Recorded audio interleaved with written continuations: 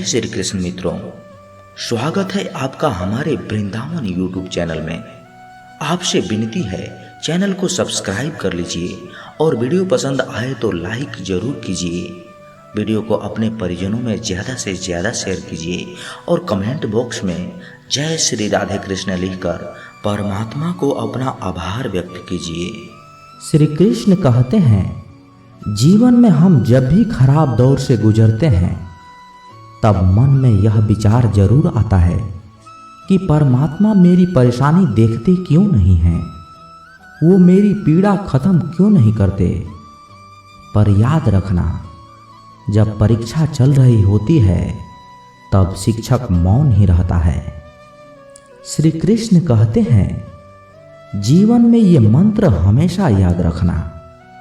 धीरे बोलेंगे तो शांति मिलेगी, अहंकार छोड़ेंगे तो बड़े बनेंगे, विचार करेंगे तो ज्ञान मिलेगा, भक्ति करेंगे तो मुक्ति मिलेगी, सेवा करेंगे तो शक्ति मिलेगी। अपना इतना छोटा कद रखिए कि सभी आपके साथ बैठ सकें और इतना बड़ा मन रखिए कि जब आप खड़े हों तो कोई बैठा न रहे। अच्छा मित्र एक फूल की तरह होता है जिसे हम छोड़ भी नहीं सकते और तोड़ भी नहीं सकते। तोड़ दिया तो मुरझा जाएगा और छोड़ दिया तो कोई और ले जाएगा। बेवकूफ बनते रहिए, रिश्ते बने रहेंगे। जिस दिन गलत के खिलाफ आवाज उठाओगे रिश्ते टूटने लगेंगे। भले ही वो काम मत करो जिसमें भगवान मिले, पर वो काम जरूर करो जिसमें दुआ मिले। एक डॉक्टर को फोन करके एक व्यक्ति बताता है कि वह तुरंत सर्जरी के लिए पहुंचे। वो जितना जल्दी आ पाए वो आ जाए। वो डॉक्टर तुरंत ही कपड़े बदलकर ऑपरेशन के लिए पहुंच जाता है। डॉक्टर को वहां उस लड़के के पिता दिखाई देते हैं जिसका इलाज होना था। पिता डॉक्टर को देखते ही भड़क उठे और चिल्लाने लगे, आखिर इतनी देर कहाँ थे आप? क्या आपको पता नहीं कि मेरे बच्चे की जिंदगी खतरे में है? क्या आपकी कोई जिम्मेदारी नहीं बनती? आपका कोई कर्तव्य नहीं है? डॉक्टर ने हल्की सी मुस्कुराहट के साथ कहा, मुझे माफ़ कीजिए, मैं हॉस्पिटल में नहीं था। मुझे जैसे ही पता लगा जितनी जल्दी हो सके मैं आ गया। आप शांत हो जाइए, गुस्से से कुछ नहीं होगा। ये सुनकर पिता का गुस्सा और बढ़ गया। भला अपने बेटे की इस नाजुक हालत में वो शांत कैसे रह सकते थे? उन्होंने कहा, ऐसे समय में दूसरों को संयम रखना कहना बहुत आसान है। आपको क्या पता कि मेरे मन में क्या चल रहा है? अगर आपका बेटा इस जगह मरता तो आप क्या करते? डॉक्टर ने कहा, शांत रहेंगे आप या नहीं? डॉक्टर ने स्थिति को भांपा और कहा कि मौत और जिंदगी ईश्वर के हाथ में है। हम केवल उसे बचाने का प्रयास कर सकते हैं। आप ईश्वर से प्रार्थना कीजिए और मैं अंदर जाकर अपना काम करता हूँ। ये कहकर डॉक्टर अंदर चला गया। करीब 3 घंटों तक ऑपरेशन चलता रहा। लड़के के पिता भी धीरज के साथ बाहर बैठे रहे। ऑपरेशन के बाद जैसे ही डॉक्टर बाहर निकले, वे मुस्कुराते हुए सीधे उस पिता के पास पहुंच गए और उन्होंने कहा, ईश्वर का बहुत ही आशीर्वाद है, आपका बेटा बिल्कुल ही ठीक है। अब आपको जो भी बातें पूछनी है वो आप नर्स से पूछ सकते हैं। यह कहकर वो डॉक्टर चला गया। जैसे ही उस पिता के पास वो नर्स आई, वे बोले, ये कैसे डॉक्टर हैं? इन्हें किस बात का गुरूर है? इनके पास हमारे लिए समय भी नहीं है। तब नर्स ने उन्हें बताया कि वही डॉक्टर हैं जिनके बेटे के साथ आपके बेटे का एक्सीडेंट हो गया था। उस दुर्घटना में उनके बेटे की मृत्यु हो गई और हमने जब उन्हें फ़ोन किया था तब वो उसकी क्रियाक्रम में लगे हुए थे और सब कुछ जानते हुए भी वो यहाँ आए, आपके बेटे का इलाज किया। नर्स की बातें सुनकर उस व्यक्ति की आंखों में आंसू बहने लगे। इसीलिए श्री कृष्ण कहते हैं, हर व्यक्ति में इंसानियत होनी चाहिए। जन्म लिया है तो सिर्फ सांसें मत लीजिए, जीने का शौक भी रखिए। किसी ने श्री कृष्ण से पूछा, मित्र और भाई में फर्क क्या है? तो श्री कृष्ण ने कहा, भाई सोने की तरह है और मित्र हीरे की तरह है। तो उस आदमी ने कहा, आपने भाई को कम कीमत और दोस्त को कीमती चीज से क्यों नवाजा? तो श्री कृष्ण ने कहा, सोने में दरार आ जाए तो उसको पिघलाकर बिल्कुल पहले जैसा बनाया जा सकता है, जबकि हीरे में दरार आ जाए तो वह कभी भी पहले जैसा नहीं बन सकता। हमेशा ही दूसरों का साथ दे, पता नहीं ये पुण्य कब आपका साथ दे जाए। प्रेम में सोचना नहीं समझ होती है, प्रेम में कानून नहीं अनुशासन होता है, प्रेम में भय नहीं भरोसा होता है, प्रेम में अर्पण नहीं समर्पण होता है। इसलिए अगर आप किसी से प्रेम करते हैं तो हमेशा अपने मन में समर्पण का भाव रखें। नदियों को साफ मत कीजिए, बस गंदा करना बंद कर दीजिए। साफ तो वो खुद अपने आप हो जाएगी। इसी प्रकार अपने मन के गंदे विचारों को दूर करने का सोचने की चिंता में मत पड़े रहिए, बल्कि अच्छे विचारों को अपनाइए। बुरे विचार स्वयं नष्ट हो जाएंगे। मनुष्य के जीवन में दुख क्यों आते हैं? दुख का मूल कारण क्या है? आज जिससे भी मिलो वह केवल अपने दुख की बात करता है। कोई अपने आर्थिक दुख की बात करता है, कोई अपने पारिवारिक दुख की, तो कोई अपने शारीरिक दुख की। दुनिया में शायद ही ऐसा कोई मनुष्य होगा जिसे कोई दुख ना हो। खैर, हमारे जीवन में सुख दुख तो आते जाते ही रहेंगे, परंतु मजे की बात यह है कि हम अपने दुख के लिए कभी ईश्वर को, कभी किस्मत को, तो कभी दूसरों को दोषी ठहराते हैं। जबकि सच्चाई ये है कि हर मनुष्य अपने दुख का निर्माता स्वयं है। हर मनुष्य अपना दुख स्वयं उत्पन्न करता है, लेकिन इस बात को कोई मानना ही नहीं चाहता। इसलिए इस वीडियो में हम आपको खुद की वास्तविक अनुभव और मनोवैज्ञानिक विश्लेषण के आधार पर बताएंगे कि हमारे दुख का मूल कारण क्या है। चिंता और तनाव दूर करने के 10 बेहतरीन उपाय। जब मैं पहली बार इस दुनिया में आया था तब मैं बहुत खुश था। इतनी खूबसूरत दुनिया को देखकर कितना मनोहर दृश्य था। हंसते मुस्कुराते फूल, हवा में झूमते पेड़ पौधे, गाने गुनगुनाते चिड़िया का शोर और इतने सुंदर सुंदर लोग। मुझे बहुत अच्छा लग रहा था इस दुनिया में आकर। मैंने मन ही मन ईश्वर की शुक्रिया अदा किया इतनी खूबसूरत दुनिया बनाने के लिए। परंतु धीरे धीरे जब मैं कुछ बड़ा हुआ और थोड़ी समझ हुई तो मैंने ये नोटिस किया कि पता नहीं क्यों मनुष्य अपने जीवन में खुश नहीं है। मैंने देखा कुछ लोग चिंता में डूबे हुए थे, कुछ लोग गम के मारे लग रहे थे, कुछ लोग धूप में आंसू बहाते हुए दिखाई दिए।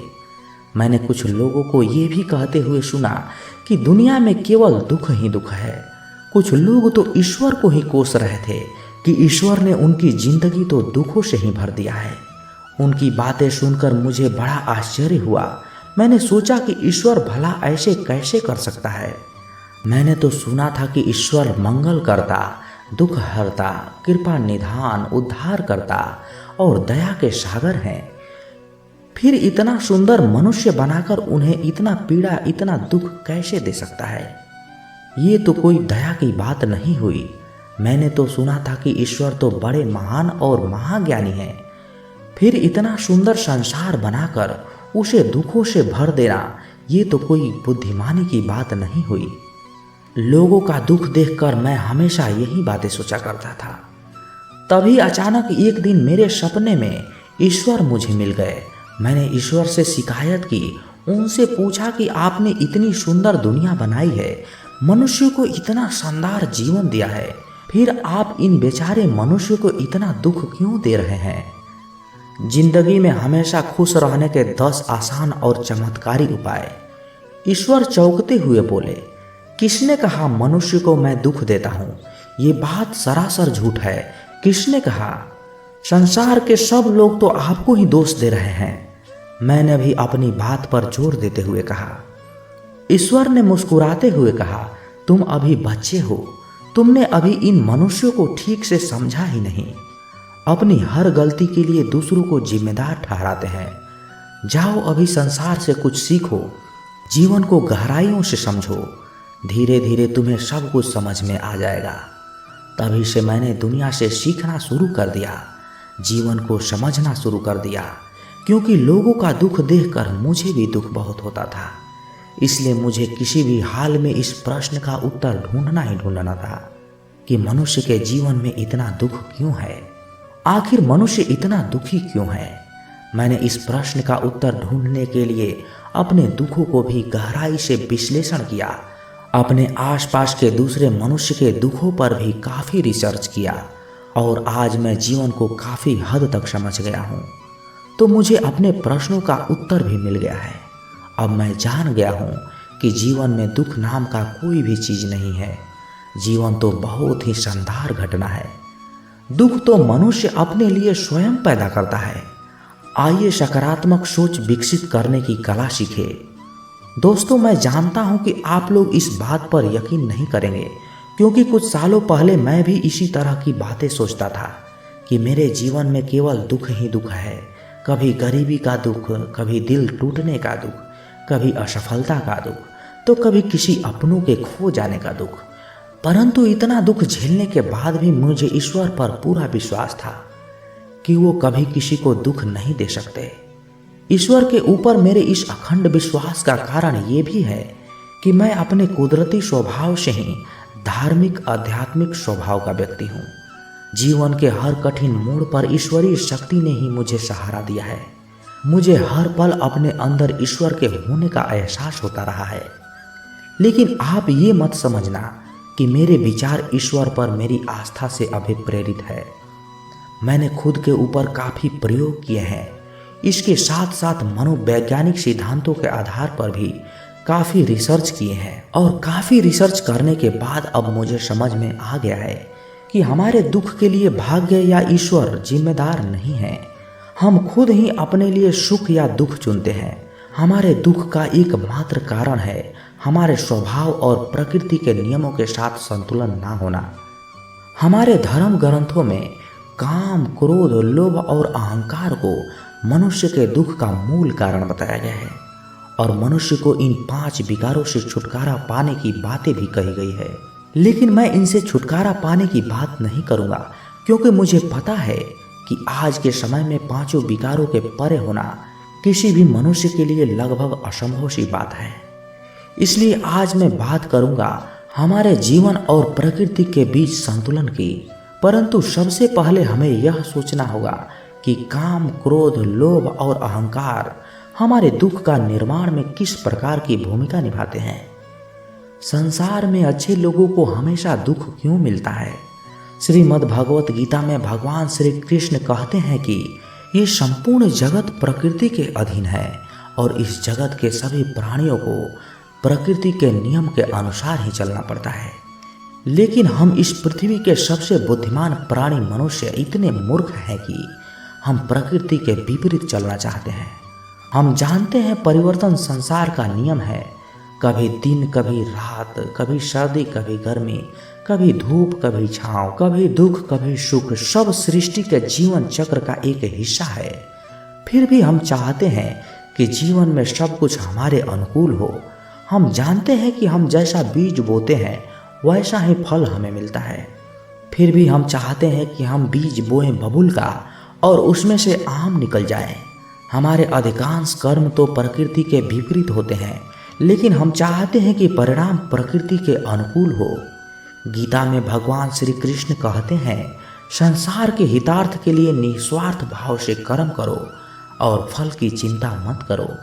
लेकिन हमें कर्म से ज़्यादा फल की ही चिंता होती है और जब हमारी कामनाएं पूरी नहीं होती तो हम या तो क्रोधित हो जाते हैं या दुखी हो जाते हैं। क्रोध ने हमारी बुद्धि और विवेक को हर लेती है, जिससे हमारे सोचने व समझने की क्षमता क्षीण हो जाती है और हम मानसिक रूप से विक्षिप्त हो जाते हैं। तत्पश्चात एक विक्षिप्त मानसिकता वाला मनुष्य मन, कर्म और वचन से भी जो करता है वो उसके दुख को और भी ज़्यादा बढ़ाने वाला होता है। अब आप ही खुद सोचिए कि हमारे दुखी होने के लिए कौन दोषी है। हालांकि ऐसी बात भी नहीं है कि हमारी इच्छाएं पूरी नहीं होती। हमारे कई इच्छाएं पूरी भी होती है, लेकिन जब हमारी इच्छाएं पूरी हो जाती है तो हमारा लोभ और बढ़ जाता है, जो आगे चलकर मोह का रूप धारण कर लेता है। मोह का वास्तविक अर्थ होता है भ्रम, यानी हमें ये भ्रम हो जाता है कि हम किसी चीज के मालिक हैं। मोह बस हम संसार के भौतिक चीजों से अपना अस्तित्व जोड़ लेते हैं, जबकि गीता में यह भी कहा गया है कि परिवर्तन संसार का नियम है। जो आज तुम्हारा है वो कल किसी और का होगा और परसों किसी और का हो जाएगा। लेकिन हम चाहते हैं कि हम जो चाहें वह हमेशा के लिए हमारी हो जाए, और जब ऐसा नहीं होता है तो हम दुखी हो जाते हैं। भाग्य की वजह से नहीं, बल्कि इन 3 बातों की वजह से लोग गरीब हैं। भ्रम से याद आया कि हमारा सबसे बड़ा भ्रम तो हमारा अहंकार है, जो आजकल हमारे दुखों का सबसे बड़ा कारण बन गया है। अहंकार में हम अपने अस्तित्व को सृष्टि के मूल प्रकृति से तोल लेते हैं। हम स्वयं के सबसे अलग और सबसे बड़ा समझने लगते हैं। लेकिन जब हमारा भ्रम टूटता है तब हमें पता चलता है कि हमारी औकात इस दुनिया में एक तिनके से ज़्यादा कुछ भी नहीं है। इसलिए इस भ्रम के टूटने से हमारी अहंकार को चोट लगती है और हमें दुख का अनुभव होता है। स्मरण रहे कि प्रकृति के नियमों के अनुसार संसार के हर चीज पंच तत्व अर्थात पृथ्वी, जल, अग्नि, वायु और आकाश से मिलकर ही बना है और एक दिन उसी में विलीन हो जाएगा। अतः इस भौतिक जगत के नश्वर चीजों पर आधिपत्य जमाने वाला हमारा अहंकार हमें केवल दुख ही दे सकता है। इस प्रकार दोनों की परिस्थितियों में हम अपने लिए केवल दुख ही पैदा करते हैं। हालांकि ये दुख भी अस्थायी दुख नहीं होता, यह मात्र एक नकारात्मक विचार होता है जिसे हम चाहे तो सकारात्मक विचार में बदल सकते हैं। परंतु हम दुख के असली कारण को समझने के बजाय यहाँ भी एक भ्रम पाल लेते हैं कि ये दुख मेरा है, इसलिए हम फिर दुख को पकड़ कर बैठ जाते हैं और दुख ही हमारा स्वभाव बन जाता है।